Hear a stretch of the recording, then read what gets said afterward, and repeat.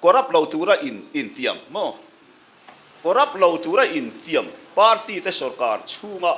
thilthleng hi voine kan soi vek sem lawang arab tha ni mizoramin mini chi kan son to hian ZPM sarkar hi ala corrupt lot lakti mizo mi pui song chita voine ka soi di empty le chu i shiat in ti chuan toy te kan chang lo ma official te corrupt lo vahria a ven him na tur hian dan angin thil poimo de upatni a omani pakhat na chu RTI right to information act mangin zona en kim zo in chan tur ani a chumi lo le chu separation of judiciary ani hemi court magistrate court te song hi sarkar control pha lova a hana spray ta thunei na an nei angaya chuwang cho chumi pani siam tu su MLF sarkar hi dia Mizoram ina sarkar akhin to zongsonga corruption do chun chu MLF chawani tina ni chu zia chu RTI ekha Indian state tam takin an state tam man an phalmia lo laya mang tlat tu kha MLF sarkar nia chu mai ani lova MLF mar a sarkar ma chuan maji che zongsong hi ko dorel tu ho zongsong hi mini chia piam thu luayan oma MLA te mini tarte chunga khan court maji che thia thu an nei ve lo re an tingam lo sarkar kut ke zelani ma se MLF sarkar khan separation of judiciary hi apasa maji che te an ma ni kutin sarkar control vin an kulturani dan bo chalom chon minister poni ro se MLA poni ro se an manin an sem thei turani ti kha thu nei na kha petop mai ni ka soi so lo chon a hun lai NGO hruai tu chen khat pot an du mi alo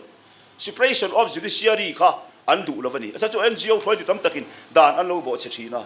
police in an famana minister in lo chho ro an ti kha chonin maji thet po kha an ti ngam lo that zel chu wa chon NGO khang lai hruai tu chen khat khan separation of judiciary kha an du lo ba se chu di chung chuan dan chungil takin kal sela midik lo khem zel ro se ti look ania separation of judiciary kha chu wang chuan separation of judiciary ti tu chu MLF sarkar kan rama mang tu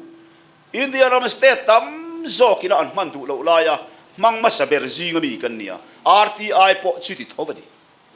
chiti laya akora berni om taka min soi te adik lo zia zoram mi puhian an thia tangai corruption sarkar anga kan do don ani chuan tia trong kama do ringot ani lova ahung na pal anga chu RTI akle RTI le separation of judiciary hi nia kha ahung na kha MLF hit asiam tlatani chumi chuba bi anlo corrupt or je thu dang ni ro se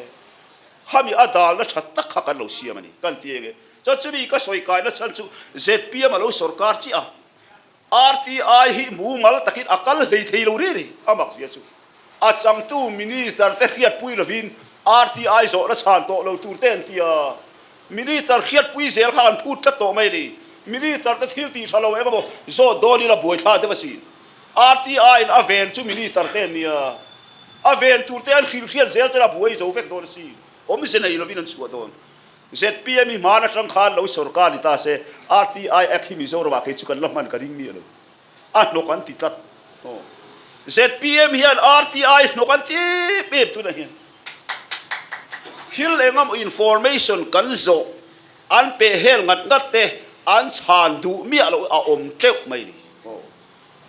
MLF huna chu tiang om ngai lo congress huna chu tiang a om ngai lo ZPM an sarkar chi hian information kan du